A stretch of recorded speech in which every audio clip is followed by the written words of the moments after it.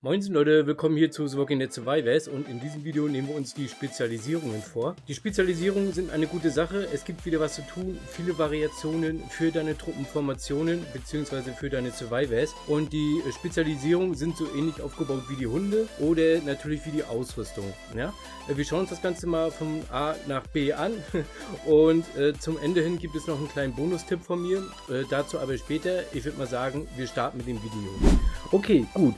Also, ich nenne das jetzt mal Karten, ja, Spezialisierungskarten. Wie kommt ihr dorthin? Was ist das überhaupt und was muss man da machen? Also die Spezialisierungskarten sind Karten, die euren Survivern Fähigkeiten geben. Spezialisiert auf die Truppenart oder auch nicht spezialisiert. Das zeige ich euch jetzt. Und zwar gibt es einmal hier das Gebäude, und zwar das Operations Center.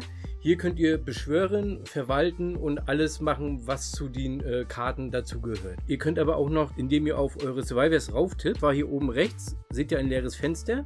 Und ja, ihr seht schon, ich habe eine Karte erhalten und hier könnt ihr oder hier werden euch die Karten angezeigt, die ihr schon besitzt, aber noch nicht einem Survivor zugefügt habt. Um das Ganze einfacher zu machen, haben die Entwickler das so gemacht, dass immer die Vorteile jeder Karte hier unten dauerhaft stehen bleiben. Also wenn diese Box jetzt voll ist, bleibt unten dieses kleine Kästchen mit den Informationen immer bestehen. Wir gehen jetzt erstmal zu dem Operation Center. Hier Manage könnt ihr eure Karten managen, wenn ihr eine Karte gezogen habt. Entweder habt ihr Glück und ihr zieht komplett eine Karte oder ihr habt kein Glück und müsst bis zu 100 Fragmente haben, um eine Karte zu erhalten. Und zwar seht ihr das bei mir hier, Cavalry Crackdown, habe ich 1 von 100. Wenn ich die Karte jetzt nicht global ziehe, ja, muss ich halt 100 Fragmente haben, um die Karte zu beschwören. Dann ist die Karte meins und kann die natürlich auch aufleveln. Hier habe ich eine Karte. Über den Tipp der Karte gelangt ihr auf dieser Seite. Hier wird es ein bisschen kompliziert. Also, ihr seht dort oben eine 1. Das heißt, die Karte ist vom Level her nur bei 1 und ihr könnt die Karte auch Fähigkeiten einfügen, genau wie bei den Hunden. Ja, wir können ja mal hier rauf tippen und ich habe hier eine Fähigkeit und zwar ist das Scharfschützen-Verteidigung 0,5%. Das heißt, ich kann das jetzt auf Equip machen und es ist fertig. Ne, die ist drinne, die Fähigkeit, und die zählt. Man kann es auch upgraden. Und für das Upgraden benötigt ihr natürlich Materialien, die seht ihr hier unten. Das heißt, ich habe jetzt Schießpulver, ja, 1 von 2, das heißt, ich bräuchte 2, um natürlich diese Fähigkeit abzugraden. Nun müsst ihr vorsichtig sein. Ja? Wenn ihr jetzt eine Karte habt, die spezialisiert auf Nahkampf ist, müsst ihr hier nur Fähigkeiten reinpacken, die auch für Nahkämpfer gilt. Ich habe jetzt hier zum Beispiel eine Scharfschützenfähigkeit.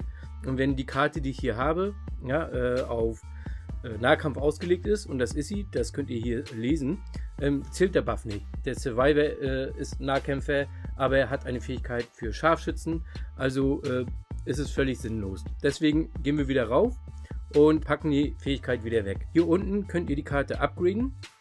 Das heißt, die Karte könnt ihr, glaube ich, bis zu einem gewissen Level hochleveln. Dafür braucht ihr Fragmente, ähnlich wie bei den Survivoren.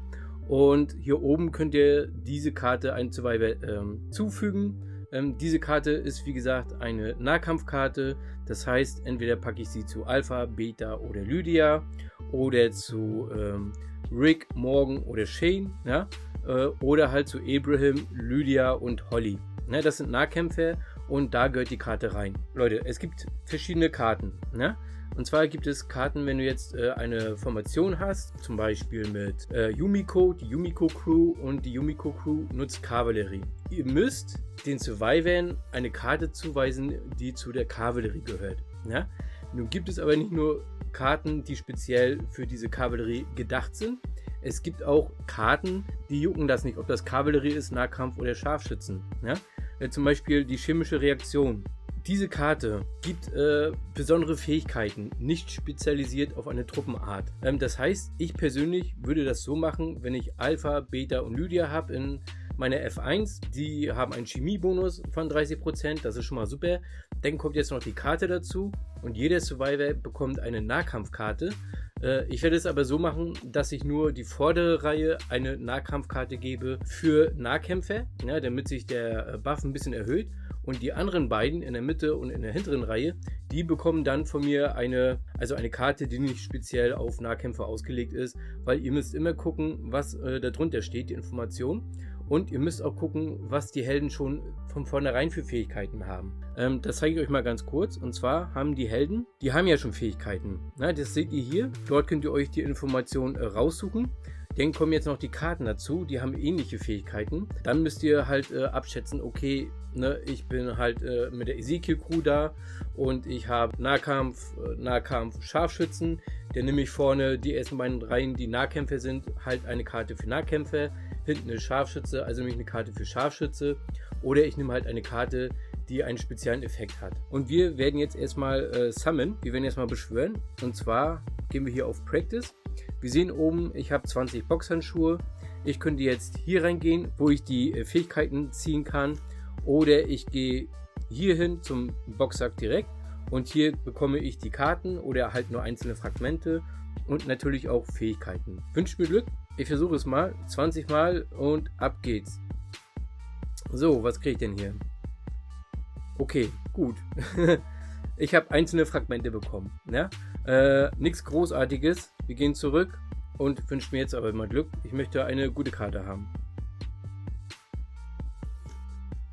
Ja, auch wieder nicht. Alles einzelne Fragmente. Das heißt, ich zeige euch das mal. Manage. Ne? Ihr seht, die Karte, die aktiv ist, die ich schon vorher bekommen habe, die ist hier. Und jetzt, ja, Melee, Crackdown 4 von 100. Burst of Fury 1 von 100. Und Sharpshooters Armor 2 von 100, Brutal Basher 2 von 100. Leute, also ihr müsst richtig Glück haben. Ja? Wenn ihr komplett eine Karte zieht, ohne diese 100 sammeln zu müssen, seid glücklich. Ja? Ansonsten wird es echt schwer, wenn du jetzt eine Wunschkarte hast und du bekommst die halt nicht. Da musst du halt so oft versuchen, bis du die 100 Fragmente voll hast, damit du die Karte denn hast. Was gibt es noch zu sagen? Wir können hier auf das Badge Inventory gehen. Kavallerie, Scharfschützen und Nahkampf. Hier sind die Fähigkeiten drin. Man kann hier die Fähigkeiten upgraden, ja? Und man kann die aber auch zerlegen. Ja? Wenn ich die zerlege, dann bekomme ich natürlich Materialien und mit diesen Materialien kann ich die Fähigkeiten aufleveln. Heißt, wenn ihr eine Fähigkeit habt, die ist richtig gut und ihr denkt, hä, ich kann die nicht aufleveln, wieso nicht? Und ihr habt die Fähigkeit schon 10 oder 20 Mal bekommen, ja? Und ihr braucht die nicht mehr, dann könnt ihr die hier zerlegen und das Material, das ihr bekommen habt vom Zerlegen, packt ihr dann halt zum Upgraden in eure Fähigkeit rein. Das Gute ist, die Entwickler haben endlich mal kapiert, dass es eine bessere Übersicht geben sollte. Ne? Wie gesagt, Nahkämpfer, Kavallerie und Scharfschützen. Ihr könnt hier auch noch filtern und ja, das ist eine gute Sache. Wir gehen mal auf meine Karte rauf und wir sehen hier, die Karte ist speziell für Nahkämpfer. Ja? 16% Damage auf 2 Ziele. Das ist schon mal okay. Da ich keine große Auswahl habe, packe ich die zu Alpha. Alpha ist bei den Whisperers der stärkste Survivor. Ja, so, zack, packe ich sie rein. Jetzt bräuchte ich noch 17 Fragmente, um das Level der Karte zu erhöhen. Wie gesagt, wir können mal kurz in die Rangliste gucken und schauen, wer hier schon richtig weit ist bei der Spezialisierung. Voldemort zum Beispiel, das seht ihr hier. Der hat zum Beispiel diese Karte. Und er hat 3 goldene Fähigkeiten, ne? Also praktisch wie bei den Hunden. Und alle sind auf Level 100. Ne? Das heißt, die Karte hat ein Gesamtlevel von 14 und die Fähigkeiten haben ein Level von 100. Und ihr seht auch, wer die Karte wohin gepackt hat. Ihr könnt euch das abgucken. Ja? Aber nehmt euch die Zeit und guckt wirklich, welche Fähigkeit oder welche Karte mit welcher Fähigkeit zu euch passen würde. Von daher ist es eigentlich, wie gesagt, ist mal was Neues. Ne? Und zum Schluss habe ich ja gesagt, gebe ich euch noch ein paar Tipps und Tricks. So, und ich habe mir mal die Mühe gemacht, mal so alle Spezialisierungen rauszufiltern. Und ich zeige euch jetzt, welche Karte die beste für Scharfschützen ist, für Nahkämpfer und für Kavallerie. Wie gesagt, um die beste Fähigkeit für die Truppenart auszuwählen, sollten wir die spezifischen Eigenschaften von Nahkampf, Distanz und Kavallerie berücksichtigen. Und für die Nahkämpfer ist die beste Fähigkeit der Schleichangriff. Ja? Warum? Also Nahkämpfer benötigen eine Mischung aus Verteidigung und Angriffskraft. Die Fähigkeit Schleichangriff bietet eine solide Verteidigungserhöhung von 10% auf Maximum und hat eine hohe Chance, und zwar 80% in jeder Runde, 95% Schaden an einem Ziel zu verursachen. Zusätzlich werden alle Nahkämpferteams in einen Berserker-Zustand versetzt, was ihren verursachten Schaden für eine Runde nochmal um 4% erhöht. Und diese Fähigkeit maximiert die Schadensausgabe, als auch die Überlebensfähigkeit der Nahkämpfer. Ja? Ich habe mir das mal ein bisschen so notiert und aufgeschrieben. Und wie gesagt, die beste Fähigkeit für Scharfschützen ist die Fähigkeit Überwältigen. Ja? Scharfschützen profitieren am meisten von einer Fähigkeit, die ihren Schadenausstoß steigern. Ja? Überwältigen erhöht die Verteidigung aller Kämpfer um 10%, auf Maximum. Und sie haben eine Chance von 80%, 100% Schaden an einem Ziel zu verursachen. Und zusätzlich werden bis zu 2 Scharfschützenteams in einen Berserker-Zustand versetzt, was ihren verursachten Schaden nochmal um 5,5% erhöht. Das ist echt krass. Also diese Fähigkeit maximiert den Schadensausstoß und schützt gleichzeitig die Scharfschützen, indem sie ihre Verteidigung erhöhen. Bei der Kavallerie sieht es ein bisschen anders aus. Da ist die beste Fähigkeit Kavallerie durchgreifen.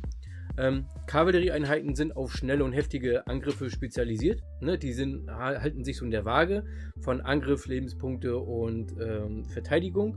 Und Kavallerie durchgreifen bietet eine 100%ige Chance, in den ersten 4 Runden des Kampfes 2 Ziele mit 100% Schaden zu treffen. Ja? Und zusätzlich nochmal 40%, wenn das Ziel ebenfalls Kavallerie ist. Die Fähigkeit nutzt die hohe Mobilität und Angriffskraft der Kavallerie optimal aus und stellt sicher, dass sie in den kritischen frühen Runden des Kampfes maximalen Schaden anrichtet. Wenn ihr ein Kavallerie-Team habt, diese Karte bringt euch dazu, gleich zum Anfang des Kampfes Vollgas zu geben. Genau, also Nahkämpfer, Schleichangriff wegen der Kombination aus Verteidigung und gesteigerten Angriff, Scharfschützen überwältigen wegen der Schadensteigerung und defensiven Buffs und die Kavallerie durchgreifen wegen des hohen Schadenspotenzials in den ersten Runden. Ja? Genau. Nun müsst ihr auch darauf achten, ja, wenn ihr viele Karten habt, ihr habt Variationen, so wie die Wale jetzt, müsst ihr gucken, welche Truppenart hat euer Gegner. Es gibt Karten, die extra dafür ausgelegt sind. Wenn dein Gegner Kavallerie hat, dann hast du diese Buffs. Ne? Wie gesagt, guckt euch alles genau an, liest euch das durch. Und wenn ihr Fragen dazu habt, schreibt es gerne in die Kommentare oder kommt auch in meinen Discord. Das ist alles kein Problem. Wie gesagt, wenn ihr Fragen habt, schreibt es gerne in die Kommentare. Ich hoffe, ich konnte euch das ein bisschen erläutern und erklären. Und ich wünsche euch viel Spaß damit. Und ich würde mal sagen, wir sehen uns im nächsten Tutorial. Macht's gut, bis dann, euer Sultai.